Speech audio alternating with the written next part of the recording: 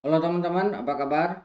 Welcome back to my channel. Di video kali ini kita akan melanjutkan tutorial JavaScript. Materi kali ini kita akan membahas mengenai prototype di JavaScript ya. Untuk memulainya silakan teman-teman buka text editornya ataupun terminalnya.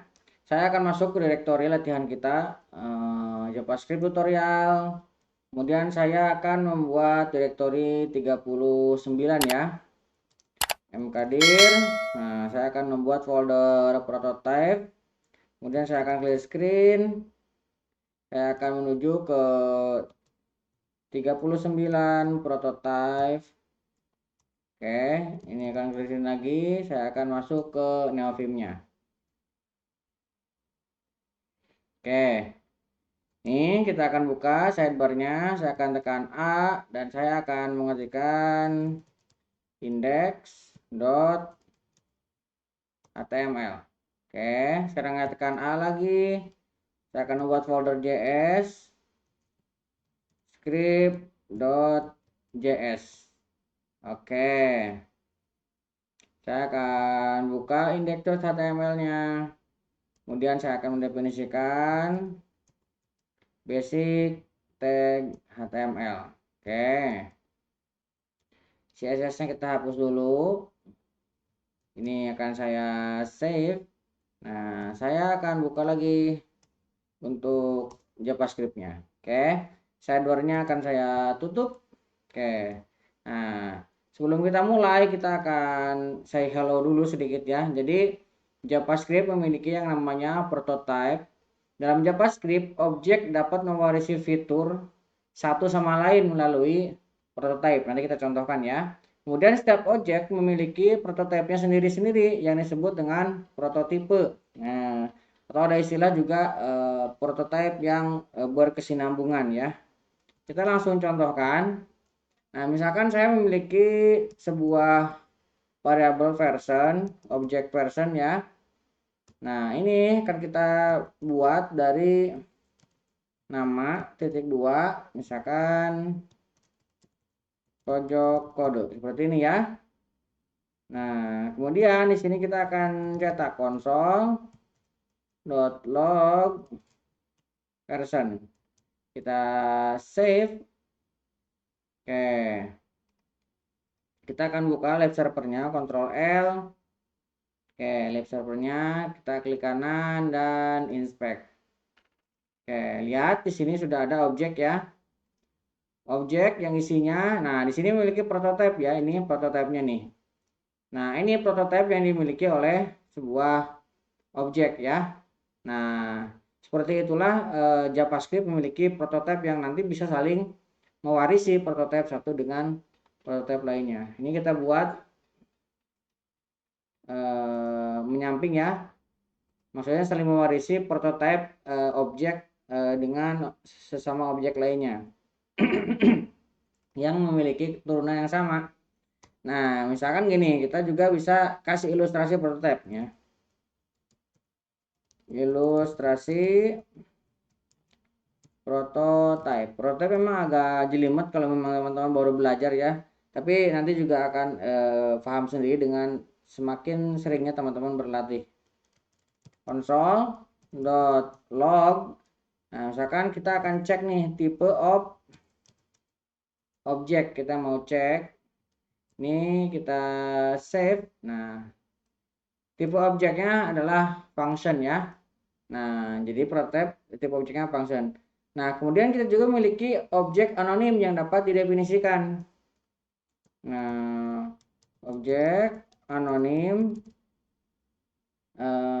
yang dapat didefinisikan. Yang dapat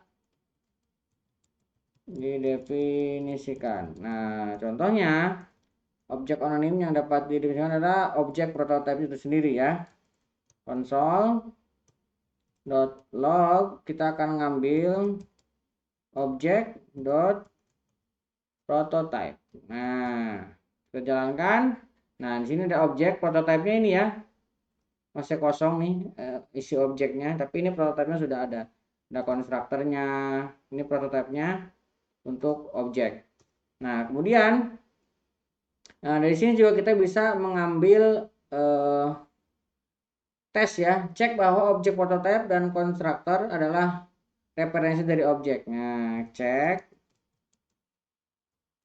prototype konstruktor adalah representasi dari objek. Nah, caranya kita bisa menggunakan pengecekan di sini. Console.log, kita coba cek objek dot prototype dot constructor. Nah, kita cek dengan string pengecekannya 3 seperti ini. Kita akan bandingkan dengan objek. Kita set, ya hasilnya true ya. Berarti memang ini representasi dari objek. Nah, nanti kita bisa lihat lebih jelas lagi. Nah, kita juga bisa membuat ilustrasi untuk objek fungsi dan objek prototipenya. Objek fungsi dan objek prototype. Objek fungsi, kita misalkan memiliki function. Nah, di sini misalkan version 2. Version 2. Nah, version 2 ini akan memiliki name. Nah, ini bisa kita ambil ya. This dot. Nah, this ini akan mengambil name dari objeknya ya, dan akan diisi dengan name yang parsing dari sini, dari parameternya. Nah, ini nanti bisa kita ambil. Nah, kemudian dari objek ini, dalam contoh di atas, function person menerima argumen name ya, dan menugaskan ke name property this yang dimiliki oleh objek. Nah, ini name this ini properti yang dimiliki oleh objeknya. Kalau misalkan kita cek console.log, kita akan coba panggil ya version 2. Nah, kita coba simpan. Nah, lihat di sini function version 2 ya. Sudah ada. Nah, kita coba sekarang dengan pengambil prototipenya. Console.log version 2 prototype ini ya. Kita coba jalankan. Nah, di sini sudah ada prototype objeknya nih. Mirip ya dengan yang atas saat itu. Nah, tapi di sini udah version objek 2-nya. Name ya, mewarisi dari yang atas. Oke. Ini tuh. Ini version name. Oke, ini bisa kelihatan. Nah, dari sini kita bisa mendefinisikan metode dalam objek. Nah, dari sini kita misalkan kita tambahkan ya version 2, ini akan kita isi prototipenya. Prototype dot grid misalkan ya. Nah, grid ini akan kita isi dengan function. Nah, supaya dia menjadi function nantinya. Kita akan returnkan sini misalkan hello. Nah, kita akan tambahkan. Nah, supaya dia mengambil. Nah, kita akan ambil dari yang name atas itu ya. Yang ini, objek yang atas ini. .name. Nah, kemudian ini akan kita tambahkan tanda seru. Nah, seperti ini. Nah, kita akan save. Nah, dari sini kita akan coba untuk keluarkan. Misalkan kita buat dulu objeknya. Let P1 sama dengan kita akan buat instan objeknya. New version 2. Nah, version 2 misalkan kita isi dengan pojok kode. Nah, seperti ini ya. Pojok kode. Nah, kemudian dari sini kita bisa memanggil console.log p1.grade. Nah, ini bisa kita panggil. Kita save. Lihat. Kita bisa menghasilkan hello pojok kode. Nah, kenapa bisa seperti itu? Padahal ini prototype. Karena ketika dibuat, dia akan ngecek dulu di objek version ini ada nggak. Nah, kalau misalkan tidak ada, dia akan mengecek di objek turunannya. Karena dia akan menjadi turunan dari objek itu sendiri. Nah, terus, ketika sudah mendapatkan, dan grid ini adanya di prototype ya. Grid ini ada di prototype, karena walaupun kita panggil langsung ke objek P1, karena ini berada di bawahnya prototype, jadi kita bisa memanggilnya. Nah, kemudian kita coba untuk mengkonversi. Misalkan kita konversi ya, console.log p1.toString ya, toString seperti ini. Kita save. Nah, di sini objek ya terlihat. Kenapa? Karena toString ini adalah milik dari objek itu sendiri. Kalau misalkan lihat ini prototype, kemudian di sini ada toString. Nah, ini ya. Jadi tidak error karena di sini bisa ditemukan toString berada di prototype. Walaupun kita memanggil secara langsung, tapi dia akan ngecek dulu. Dia akan ngecek P1 ini kan version 2. Version 2 ini memiliki toString nggak? Tidak memiliki. Dia maju lagi ke prototype. Di prototipenya ada nggak? Kalau misalkan ada, nah dia akan ngecek seperti ini terus sampai dia menemukan 0 baru berhenti. Nah, ini toString. Nah, kalau misalkan ini sudah, nah kita coba bikin objek lainnya ya. Nah, tapi kalau misalkan kita memanggil objek yang belum ada ya, nggak ada di prototype dan nggak ada di objek itu sendiri, ini akan muncul error ya. Misalkan kita panggil p1.fly misalkan ya, seperti ini. Kita save, dia akan muncul error. Fly is not a function, karena tidak ditemukan di version 2 nggak ada, kemudian di prototype objeknya juga tidak ada. Jadi ini akan muncul error seperti ini. Nah, kalau misalkan tidak ditemukan di kedua tempat. Nah, misalkan kita buat lagi nih, let. Ini kita buat P2 ya, version 2. Kita akan buat objek dari new version 2, kita akan isi dengan gen, misalkan seperti ini ya. Objeknya adalah V2 gen. Nah, ini karena kita memiliki grid ini adalah di prototype. Nah, kita bisa menggunakan juga. Ini kan didefinisikan mana grid version 2.prototype grid. Nah, ini ada objek lain selain P1. Nah, ini juga bisa melakukan pemanggilan juga. Misalkan kita langsung cek ya, console.log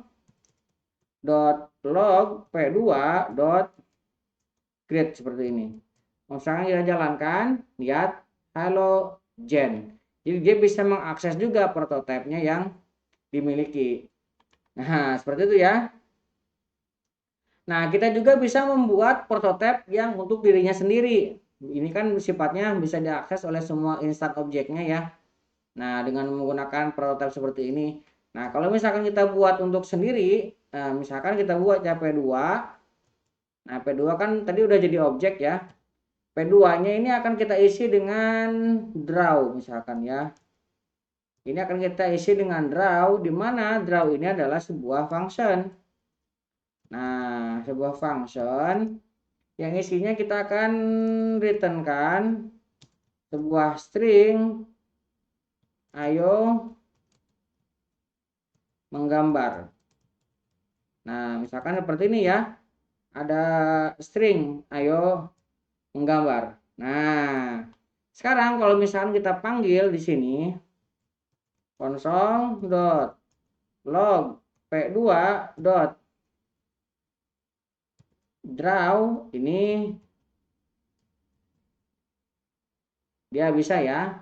Tetapi ini kan sama-sama nih sudah ada P1 juga. Kalau misalkan kita panggil di P1 console.log p1.draw misalkan ini kita panggil ya. Kita jalankan, lihat dia muncul error. Draw is not a function karena kita buat lokal dengan objek ini P2 saja. Draw-nya ya. Kita tidak membuat di dalam prototype. Jadi Kalau ini kita buatkan version 2 ini di dalam prototype. Nah, kalau ini kita buat di objeknya itu sendiri. Jadi bisa diakses oleh P2 saja, tidak bisa diakses oleh P1-nya. Nah, seperti itu ya. Ini supaya tidak error, saya akan remark untuk ke next tutorialnya. Nah, kita juga bisa membuat metode bayangan. Nah, metode bayangan, misalkan kita sekarang buat sebuah function lagi. Grid kan sudah dibuat ya di dalam prototype nih, grid nih ya. Nah, kita akan membuat nama yang sama. Di sini misalkan kita akan membuat p1 dot grid. Nah, kita akan isi ulang ya function. Nah, kita akan buat di sini misalkan kita akan cetak doang aja ya, console.log hello world. Nah, seperti ini ya. Hello world. Nah, sekarang kita langsung panggil di sini. Console.log. Nah, kita akan ambil p1 dot grade. Nah, di sini ada grid dan di sini ada grid. Kita coba jalankan. Nah, dia jadinya hello world yang muncul ya. Kenapa? Karena ketika dia ngecek, dia akan ngecek yang paling dekat dulu. Nah, p1.grid ini yang berada di objek itu sendiri metodenya ya. Nah, sedangkan grid yang ini berada di prototype. Jadi ketika dia ngecek, grid ada di sini. Nah, dia akan berhenti, tidak ngecek lagi ke prototype-nya. Sini kan seperti ini. Grid itu ada di sini kan. Nah, karena dia ada di objek dirinya sendiri, di objeknya P1, maka tidak ngecek lagi ke grid yang ada di dalam sini. Di objek ya. Jadinya dia mengeluarkan di sini hello world. Oke, kurang lebih seperti itu ya untuk prototype. Jadi prototype bisa digunakan untuk atribut yang dimiliki oleh objek bisa kita gunakan, yang turunan dari objek. Dan kita juga bisa menggunakan fungsi untuk seperti yang ini ya tadi kita digunakan untuk beberapa instan objeknya. Oke, mudah-mudahan bisa membantu teman-teman. Buat teman-teman yang belum subscribe, jangan lupa subscribe dan nyalakan tombol loncengnya. Sampai ketemu di video selanjutnya.